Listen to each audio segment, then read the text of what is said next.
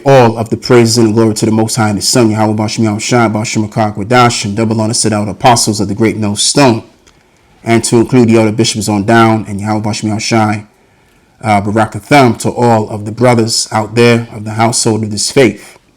So it's your brother Laban, and what I want to do is I want to just give my brief little response to this video of this man by the name of Ray Kurzweil, which he predicts AI will change humanity, as this video is entitled, completely by 2030. And I've listened to a few of what he was saying, and basically what he was saying in this video here is the fact that they're going to be able to come up with some kind of level of ability to, through AI, to live on forever without even getting old, right? And Esau has accomplished quite a bit accordingly to himself, but he's accomplished very little in comparison to what we're going to be able to accomplish. Okay, so the Lord has given him a decent kind of wisdom to do all of this stuff, and so now, because he's accomplished, or they as a collective have accomplished so much, now they believe they can accomplish this or bring this idea into fruition, have you will, to go beyond, to transcend. But they're not going to be able to do that, because the only nation which will transcend above any and everything is the sons of God. And I have to keep saying this, So let's read this as well. Ezekiel 28 and verse 3. Behold, matter of fact, you know what I'll do? I'll tell you what. Let's start by reading the first verse. The word of the Lord came again unto me, saying, Son of man, say unto the prince of Tyrus, thus saith the Lord power, because thine heart is lifted up, and thou hast said, I am a power, I sit in the seat of the Most High, which is very reminiscent of what it's written in the book of, if I'm correct, 2 Thessalonians chapter 2. Right? Matter of fact, let me go and read it. Let me go and precept that.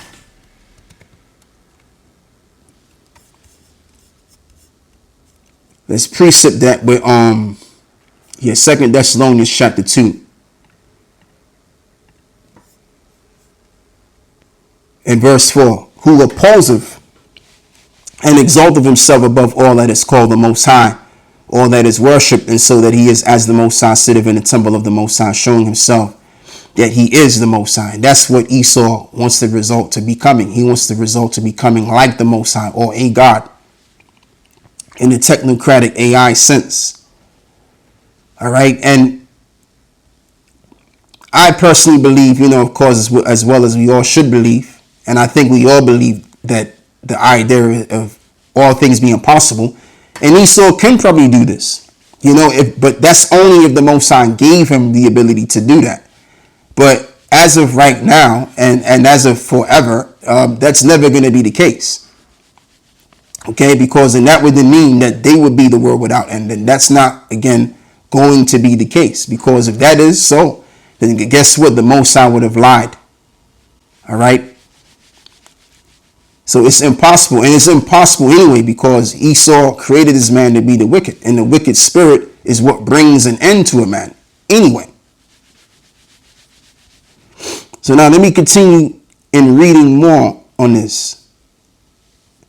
So anyway, as this reads, behold, thou art wiser than Daniel, and there is no secret that they can hide from thee. Exactly. So this message went to Tyre, right?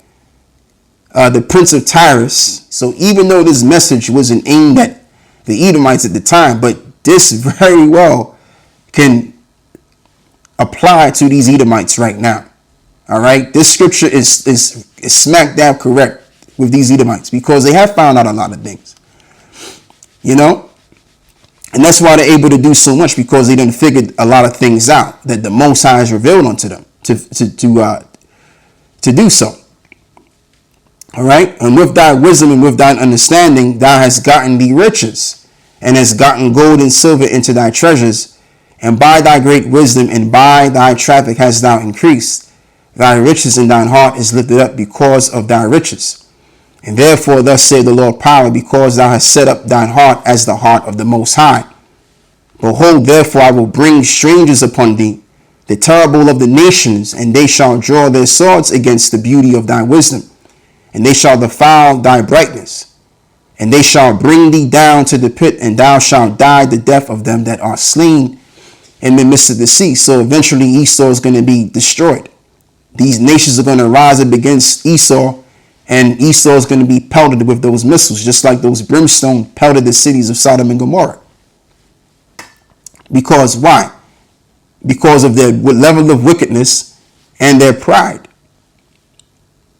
All right? So because they've been able to do all of this stuff due to their matter of wisdom, now they want to ascend and be like the Most High. Well, the minute you've made that statement in your heart is the minute now you're going to come crashing down greatly. And that's what awaits these devils. So anyway, let's play this video without further ado. In 6 years, we'll reach longevity escape velocity. Oh, so it is 6 years. So explain to people what that means. So 2032. So 2032. Right now, you go through a year. Yeah. And use up a year of your longevity. Yes. However, we're coming up with new cures, new treatments, and you actually get, if you're diligent, which I'm sure you are, and most of the listeners here are, yeah. But not everybody is, but if you're diligent, you get back, well, last year I was saying about 4 months. I'd say it's probably about 5 months. So you're getting back 5 months, so you lose about 7 months. And you actually get, if you're diligent, which I'm sure you are, and most of the listeners here are, yeah. But not everybody is, but if you're diligent, you get back, well, last year I was saying about 4 months. I'd say it's probably about 5 months. So you're getting back 5 months, so you lose about 7 months. Out of a year. So you're saying longevity velocity, escape velocity is when we get to the point where every year you get a year back. You get back a full year. And the people like David Sinclair, Dr. Sinclair has been working on this. He's got, as you know, he's got mice being able to see again after they've lost the nerves in their eyes. He's doing the first tests on humans now. There's lots of research. Yeah. The biggest thing is we're going to be able to find cures by basically saying what the problems is, and the computer will actually generate the possibilities. It'll generate millions of possibilities and go through them all. Test them. So we're beginning to be able to do that. And then you can actually do human trials. Yes. But using simulated humans. Yeah. So that's coming. That'll happen by 2030. So by 2032, we'll be able to go through all the different possibilities. So you get back at least a year. As you go past 2032, you'll actually get back more than a year. But you won't die of aging at that point. It doesn't mean you can have an accident tomorrow. Sure. Yeah, so natural death, which is associated with age, would never be the case. So again, these guys, they believe because of the amount of things literally that they've been able to accomplish, now we can do something else and take it as far as beyond, especially with this AI stuff. And the notion of living forever will actually come into fruition. And the Lord did promise that. The Lord did promise that, which would be upon men. But what kind of men would that be upon? Let's read the scriptures on this.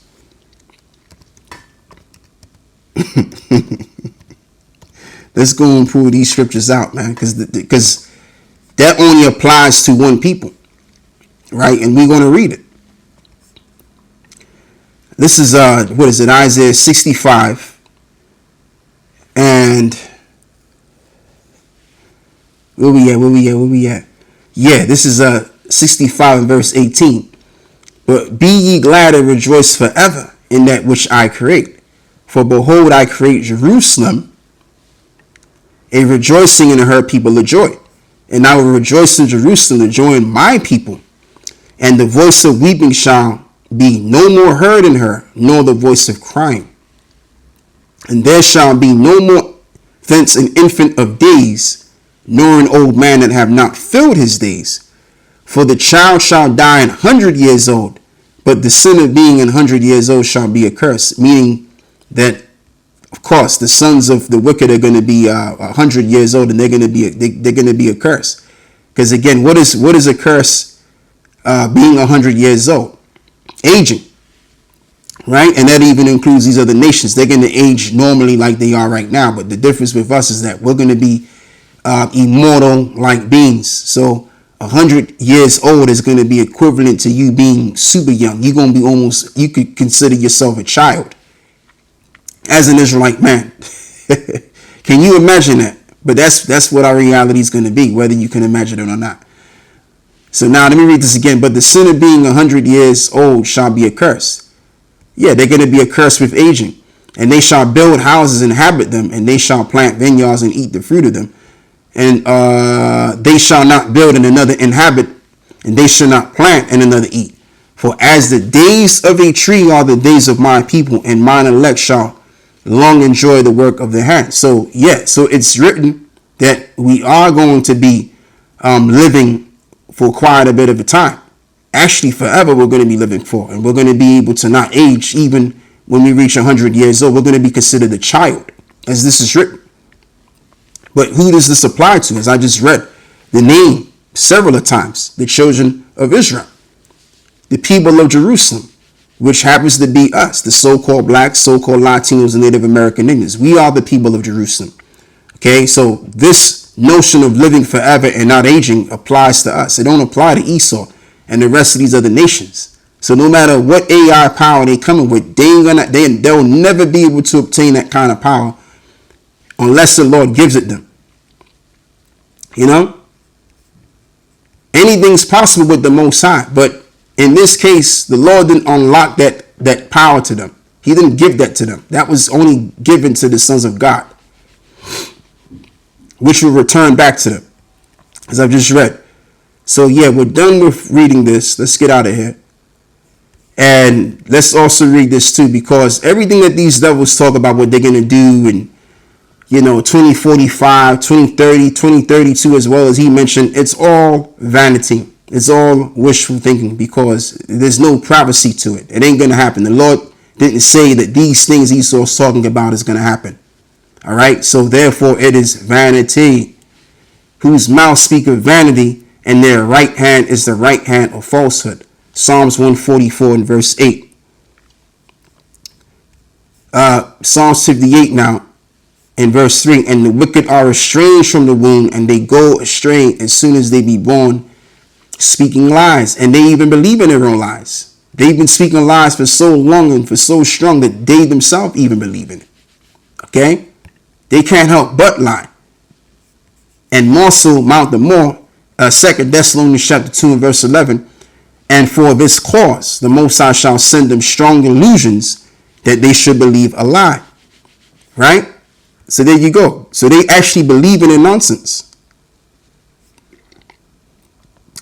Isaiah 65. No, I've read that already. Yeah, so that's all I got to read right here. With that, I want to close out, and I want to give all of the praises and the glory to the Most High and His Son, Yahweh, Bahashem, Yahweh Shai, Bahashem Rakah Kwadash. And with that, I'm going to close out, and I say Shalom.